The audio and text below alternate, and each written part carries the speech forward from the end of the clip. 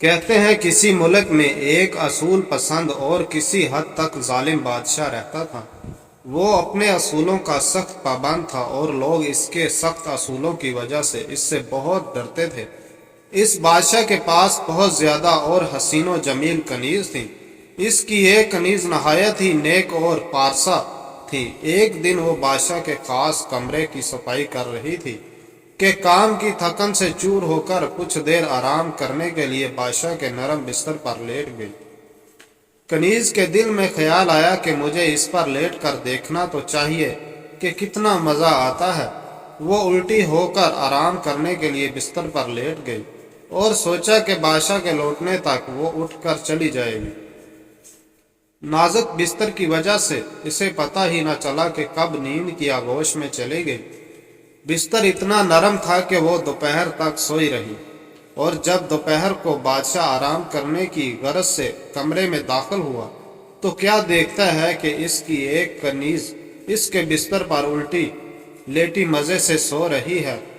بادشاہ کو یہ دیکھ کر بہت غصہ آیا اور اس کو اپنی سخت توہین محسوس ہوئی کہ ایک بادشاہ کے بستر پر اس کی کنیز سو رہی ہے۔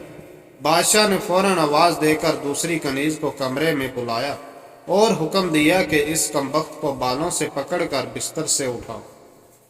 جیسے ہی کنیز بیدار ہوئی تو خود کو بادشاہ کے بستر پر لیٹا پا کر اور بادشاہ کو سر پر کھڑا دیکھ کر تھر تھر کانپنے لگی اور اپنی گستاخی کی معافی مانگی، مگر بادشاہ نے ملازموں کو حکم دیا اس کو پکڑ کر باندھو اور اس کے جسم کے ہر حصے پر زیادہ سے زیادہ کوڑے مارو جب تک یہ مر نہیں جاتی۔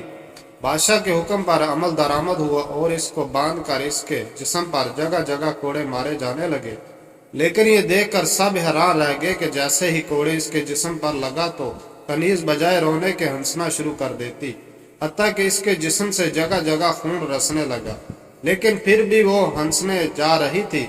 بادشاہ نے حیران ہو کر اس ہنسنے کی وجہ پوچھی تو کنیز کہنے لگی کہ ہنسنے کی وجہ میرے زخم جسم سے پوچھ لو۔ بادشاہ نے کہا مجھے میری بات کا صاف صاف جواب دو کہ کوڑے کھا کر تم بجائے رونے کے ہنس کیوں رہی ہو؟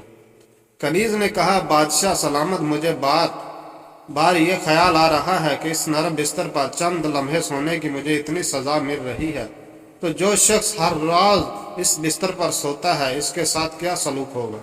بس اس بات پر مجھے ہنسی آ جاتی ہے۔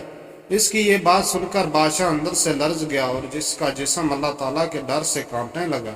کنیز کی بات اس کے کایا پلٹ کر رکھ دیا اور وہ نیکوکار ہو گیا اور اللہ کے حضور سجدہ ریز ہو کر اپنے کیے کے ظلم کی معافی مانگنے لگا۔ بعد میں یہ بادشاہ حضرت حمید الدین رحمۃ اللہ علیہ کے نام سے مشہور ہوئے۔ ناظرین، اگر ہماری ویڈیو اچھی لگے تو ضرور